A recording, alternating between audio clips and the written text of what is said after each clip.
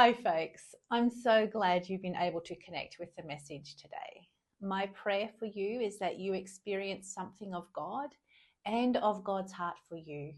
And as you listen to the sermon, I ask you to consider this one question: what is God stirring in you?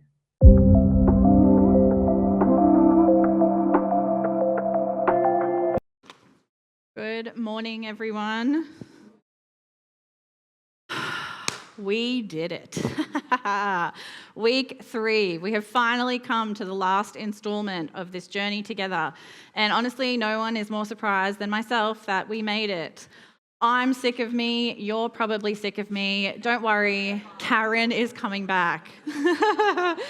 But I have to say, this has been an incredibly interesting and challenging journey to do 3 in a row. And so I just want to tip my metaphorical hat to all the ministers who write sermon after sermon, week after week. It is not for the faint of heart, because it is both incredibly deep, enriching, and amazing, and also incredibly challenging. And often the things that you talk about are things that God makes you work through first. And so sometimes it's kind of painful. So this journey has just basically been me reading my journal to you. And so enjoy our final installment. But I have really been contemplating the end of this series, and there is a lot to pull out of this book. So again, without sounding like a broken record, I really encourage you to read the whole thing in its entirety, start to finish, because there is so much to learn. And while there are certain aspects of this story that I will not be focusing on, it does not mean they do not have value. However, there is also no reading for today because I'm going to jump around a little bit, so it could get a little chaotic. We're going to jump back into chapter 5, where Esther has just put on her royal robes and presented herself before the king. And we know from last week that this was a big no-no and was a huge leap of courage, as she could be put to death for approaching without being summoned. We know he doesn't take well to being challenged or embarrassed by his queen. That is evident with the exile of Vashti. So why was Esther entering the court unsummoned, against all protocol, not deemed similarly to Vashti? Is it a sign that the king could not control his wife? Why was she not immediately left to the mercy of the guards, whose entire job is to remove those who come unsummoned? There is no logical answer. But King Xerxes does, in fact, lower his golden scepter to her, pardoning her from execution. And not only that, he says to his bride, "What is wrong?" Chapter 5, verse 3 to 8 says, "Then the king asked, 'What is it, Queen Esther? What is your request?' 'Even up to half the kingdom it will be given you.' 'If it pleases the king,' Esther replied, 'let the king together with Haman come today to a banquet I have prepared for him.' 'Bring Haman at once,' the king said, 'so that we may do what Esther asks.' So the king and Haman went to the banquet Esther had prepared. As they were drinking wine, the king again asked Esther, 'Now, what is your petition? It will be given you. What is your request? Even up to half the kingdom, it will be granted.' Esther replied, 'My petition and my request is this: if the king regards me with favor, and if it pleases the king to grant my petition and fulfill my request, let the king and Haman come tomorrow to the banquet I will prepare for them. Then I will answer the king's question.'" You can glean from these verses that he cares for her. He's concerned as to why she would approach him in this way, and his immediate response is to offer to assist her. "What do you need? Up to half the kingdom will be granted to you." But it seems that Esther understood the vibe of the palace and learnt the importance of a banquet. Hospitality is enticing, and so she invites them to a banquet, but does not immediately ask for what she wants. Maybe she's playing a long game. Maybe she chickened out and put it off in fear, or maybe this was a strategy and she always intended to have 2 banquets. Regardless, it's pretty bold to invite the man who's trying to destroy you and your people to come and share a meal with you and your husband while you put forward your petition to save those people. Haman is the ultimate third wheel in this situation, and I genuinely wonder what the thought process of inviting him was. To put it simply, if my mum tells me that I can't have a chocolate biscuit after dinner, you bet your bottom dollar I'm not inviting her to the conversation where I go behind her back and ask Dad.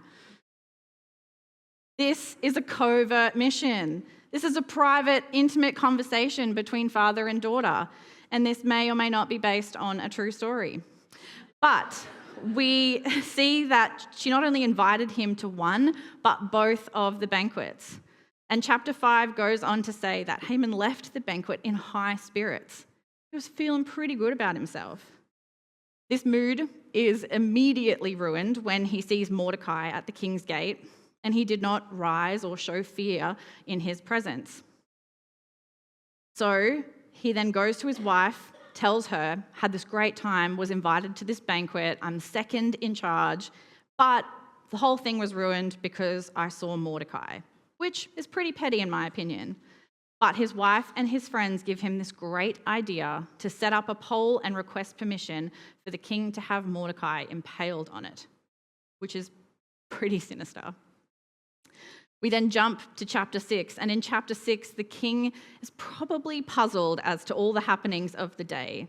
His queen approached him unsummoned, hosted him and his second in command at a banquet. He still has no idea why, and she hasn't said, and instead requests their presence at another banquet. The whole thing is very perplexing, and so the man can't sleep. So he calls for the book of Chronicles, the record of his reign, to be read to him. I mean, how boring. That would put me to sleep too. But instead, he uncovers that Mordecai had stopped a plot by 2 eunuchs to assassinate the king.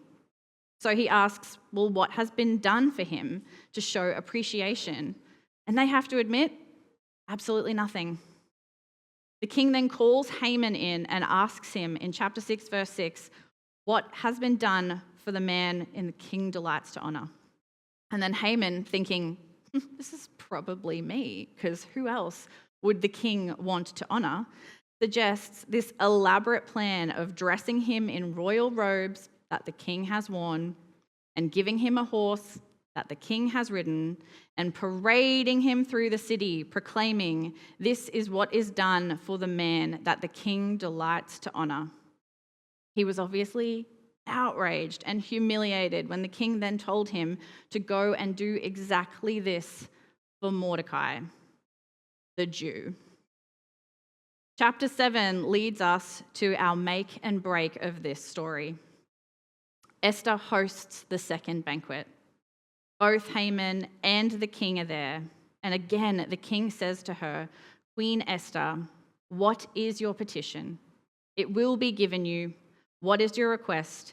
Even up to half of the kingdom, and it will be granted. He wants to help her.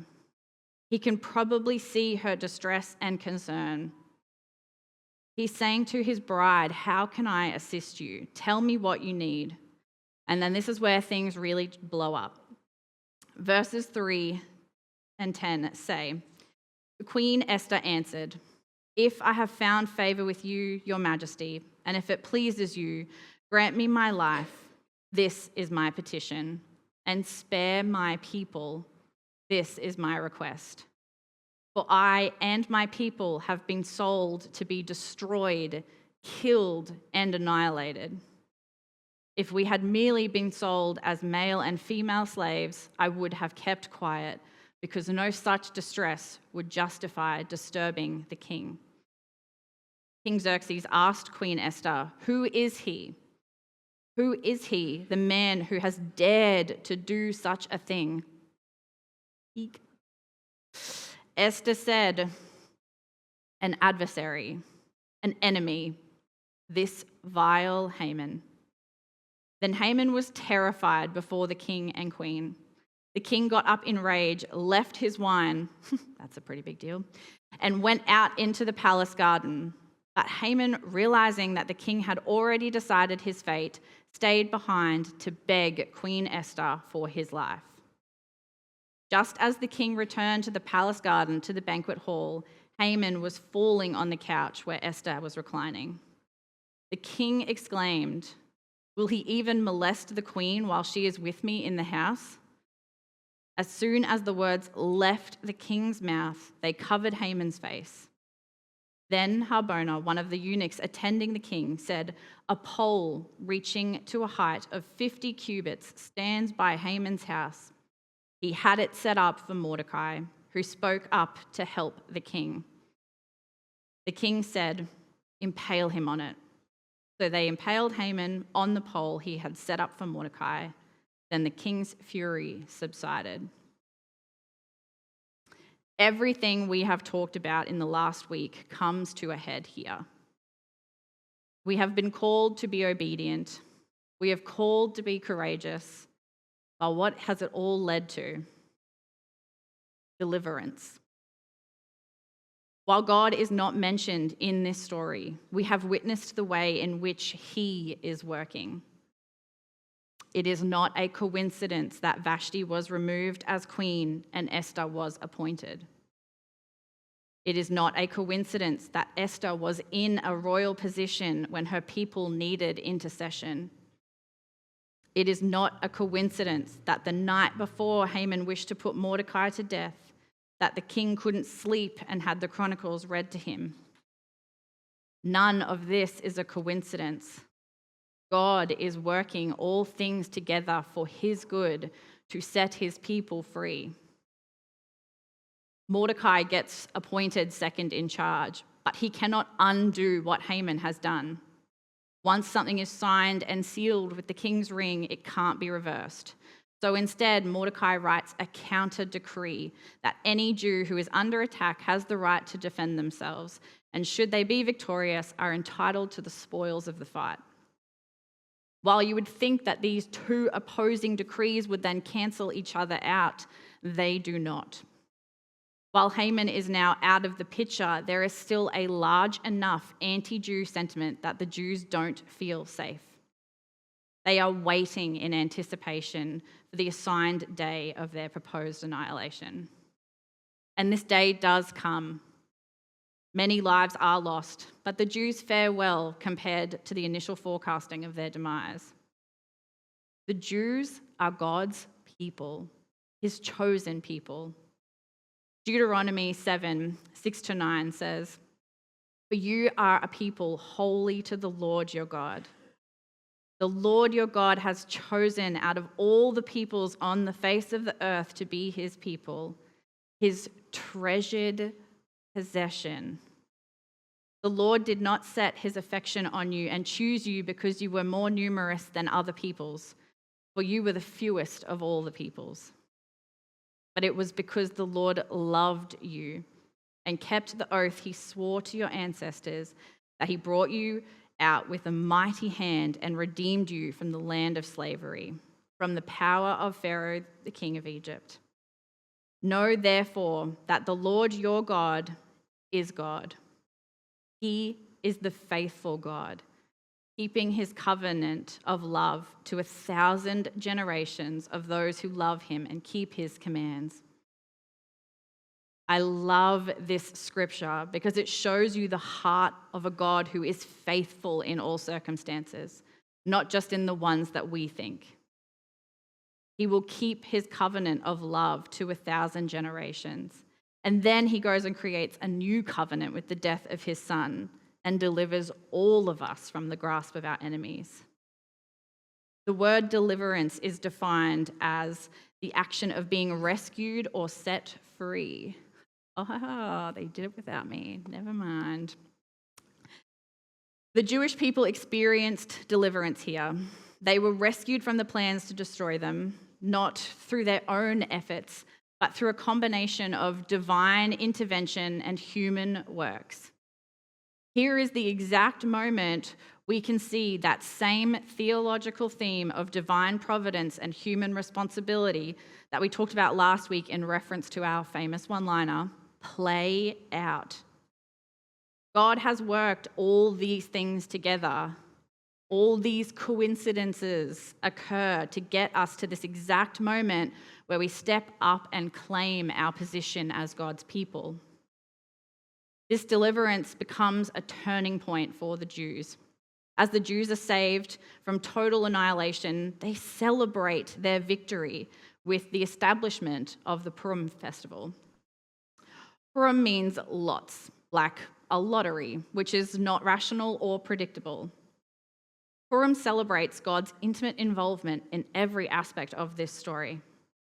Even though there are no overt miracles in the book of Esther, and we know God's name isn't even mentioned, they still celebrate because they know God was actively pulling all the strings to care for his people. The festival of Purim is a 2-day event where they remember the events of this story, where they remember that they were delivered from the hands of those who wished to destroy them. They celebrate with a 2-day feast. Here again, we see the importance of food. As part of this celebration, they give gifts to each other, which was often more food. The giving of food here is seen as a gesture of thanksgiving and worship. I love the idea that sharing a meal with others in community is an act of worship and thanksgiving. But Purim is not the only feast in the Bible that reminds us of deliverance, and it's certainly not the first. They celebrate Passover with a feast as a reminder of how God delivered them out of Egypt. They celebrate the Feast of Tabernacle as a reminder of how God delivered them from the wilderness. There are many more, but we have one final amazing feast, the Last Supper, the ultimate meal to celebrate our deliverance from sin and death itself. If we look around the world today, we can see that there are new Hamans. There are new plots against certain groups of people. There are people out there who are scared and are hurting. There are also people out there calling for the destruction of others.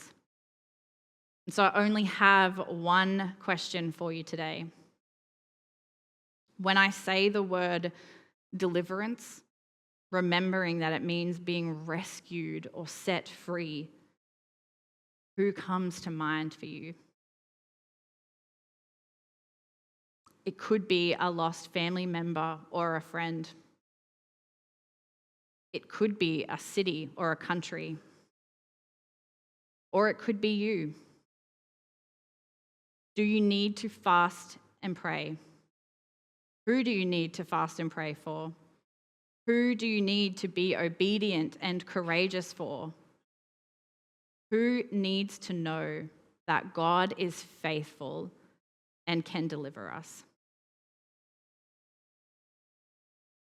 I want you to hold that in your hearts as we close in prayer today.